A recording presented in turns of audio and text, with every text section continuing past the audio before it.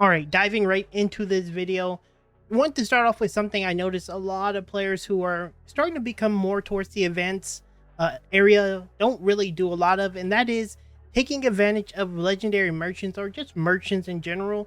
As you can see here, I have a set of legendary merchants and just general merchants that do a lot of valuable things. For example, this legendary pharmacist right here offers me some really cool stuff. So I can buy pretty much any meds that I would ever need for my pals or even just for myself. If I have a gold farm set up in my base, I can just sell pals and just get all the medicine that I want.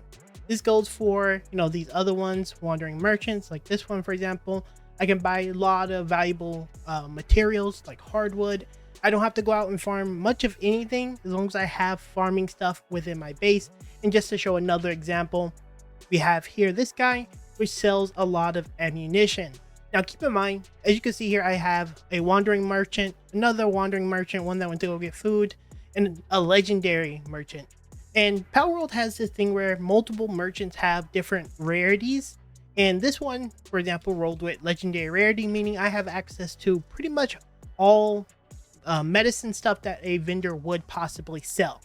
You should generally be trying to stock up on every one of these merchant types. Ideally, the higher rarity ones like legendary would be ideal since you'll have access to way more items. And for the ammo one specifically, is by far the best since you won't have to craft any of the more annoying ammo types. You can just simply buy it and have it gold farm set up. Now, one thing that is important to keep in mind, once your pal bot reach level 20, I believe it is, you have access to getting the legendary merchant. So the first thing you really need to make sure you have is your pal box leveled up to level 20.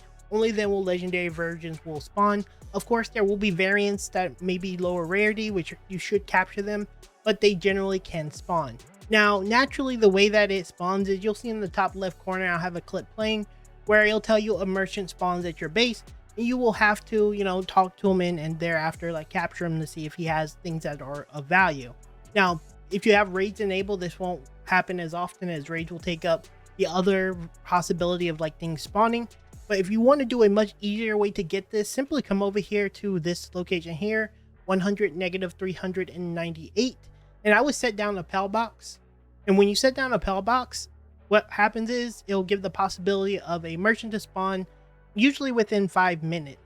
All you need to do is destroy it when the merchant come after you capture them and just put it back down. And this is just like a sneaky way to get past it so that whenever it comes, another merchant will spawn and you have a higher opportunity of getting those legendary merchants. Kind of piggybacking off of my previous tip, we're going to be talking a little bit about the fishing. And as you can see here, I was able to capture some pretty cool pals, a ton of different pals that I didn't go have to do myself because of the fishing here. Large fishing pond. Yeah, at level 69 you get access to a large fishing pond. What you typically will do with this one is you will come here and basically put in bait. So we have a large fishing option. Since we have the large fishing, we use our deluxe bait, and then we will just set it off to start producing. I would make a habit of doing this, and if you're like me, like a couple of days ago, I didn't even have this because I didn't even know it existed until a friend of mine, Italian Spartacus, kind of pointed it out to me. So yeah, I would highly recommend making sure you get this one because it's super important. You'll come back and you'll have a pal just fishing for you. And before you know it, you'll have tons of items just sitting in this fishing location, and you'll have a lot of new pals that you otherwise wouldn't have had. It's just a good passive way of getting yourself some stuff. Another really important one to keep in mind that I noticed players just don't do, and that is just completing the tower bosses. I'm gonna be honest, it took me until a day or two ago before I completed every single boss. And the reason for that is because I had this mindset that I was kind of losing out on content. Once I finish it, I had nothing left to do. And the reality is that's just not a really healthy way of going about thinking about it. The reality is you're going to not only have access to way more items, you're going to have unlocks that you otherwise wouldn't have if you didn't do those towers, areas you couldn't go to unless you had those towers done. But most importantly, you have access to hard mode bosses. So the whole notion or the idea that you're actually missing out on something actually isn't the case. You're actually hindering yourself from being able to actually move forward, seeing that the hard bosses are actually genuinely the challenge that you're going to need. And then you can unlock things that you use to actively be able to face the harder stuff from doing those tower bosses. So yeah, make sure you're doing your tower bosses. Those are super important. For the next tip, it's going to be a bit of 2-in-1. And as you can see here, my base is sitting on the floating islands. The reason why this is important to keep in mind is because one, you'll be kind of in close proximity to things that are important. The one being, resources that you may want to go farm, advanced schematics that you may want to farm. So for example, if I wanted to go fly over to maybe the water zone down here, I can easily go and start fishing for schematics that are relative to this area. Of course, you don't need to build a base here to do those things, but it always is much easier to, just have a base in this area with access to resources that you do need is actively available to you. So as you can see here, I'm able to get hardwood and I can get whatever that ore is called. I don't really hit it, my pals hit it, but whatever it is, they can just do it here and it'd be very, very accessible. Because I'm in the higher tier zone, I can come over to things like this location here that has, these supply drops. And if I can land a shot, I can show you loot that can come from these. And as you can see here, I'm getting access to ancient spheres, heavy assault rifle schematics, applied planting books, sword light, and just really solid items that overall is going to be beneficial to my progression. And seeing that I live in these higher tier zones, even the simple scrap piles that usually are not even worth getting have access to really incredible things like soul spheres and other really valuable things that really does add up. So yeah, move to a higher tier zone if you really want to maximize. Another really important thing I noticed players are not actively doing and completely miss out on is utilizing blueprints and not throwing the weaker lower tier ones away.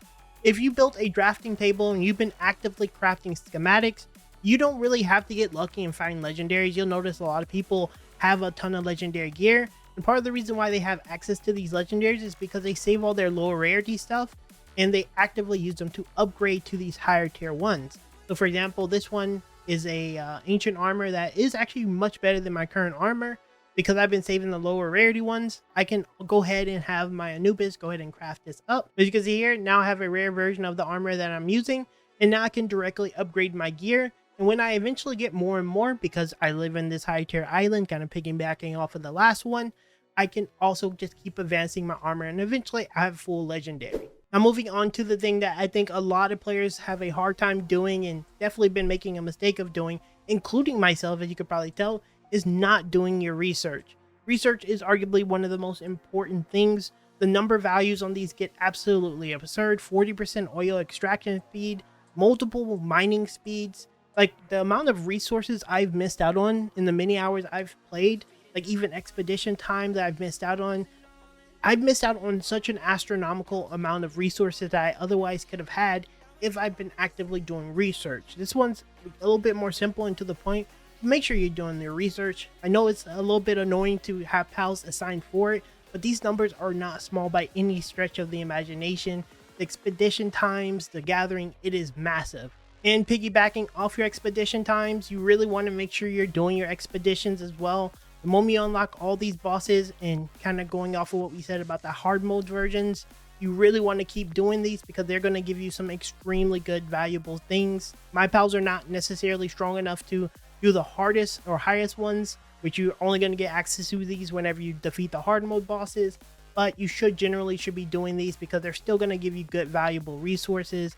The things that come to mind for me specifically is access to like slabs and things of the sort. And then once you eventually start doing the hard mode versions, because you kept doing your tower bosses, you're going to have access to these other ones that's going to give you significantly more items that are actually very, very easy to passively have active for you. Another big one that I'm surprised to see people not really notice is there are PAL presets.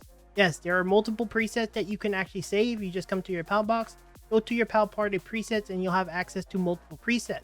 I have a preset for my fishing team. This is who I use for whenever I fish. This is my general exploration when I'm flying around. I have the what is that thing called? Mimicon or whatever. It opens up chests. The Grintail and the Aquas give me better eggs. I have that for exploration. And then for my bow setup, I have this set up for my bows since I can do tons of weak point damage. You should make sure you have your presets. For my final and last advanced tip, I want to talk about just general exploration because I noticed players don't really explore as effectively as they could. Now, as you could probably tell, I'm flying in the middle of nowhere. And what do we have here? Well, if you look on the map, there are nothing here. There's just nothing here. And the beautiful thing about Palworld is there's tons of exploration locations that are not marked on the map that you can find just like this location that you can eventually run into.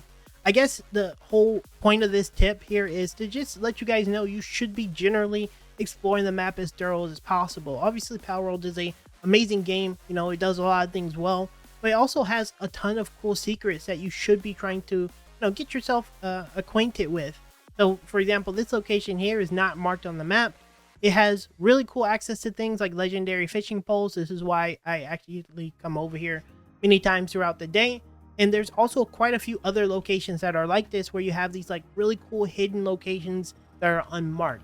And while we're here, I might as well just show you guys what I get in the loot chest since we're here.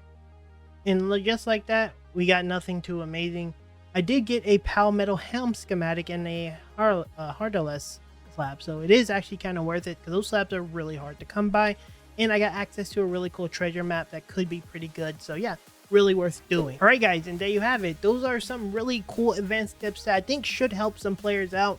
I know some of you may know some of this stuff, but there are some more nuanced things that I think a lot of players actually miss out on, and including the fisher thing. Like for me, I completely missed out on just that passive farming things that I'm missing. So hopefully these tips give you an idea of things to make yourself way more efficient. Let me know down in the comments if any of these things help you out, or things you want to give to players to, you know, give them some tips to help them out that otherwise I didn't mention in this video. If you appreciate the work that goes into these videos that's straight to the point and try to respect your time, make sure to drop me a like, leave a comment, or better yet, subscribe. We have a lot of coverage of really cool upcoming games on the channel that I'm sure you're gonna love.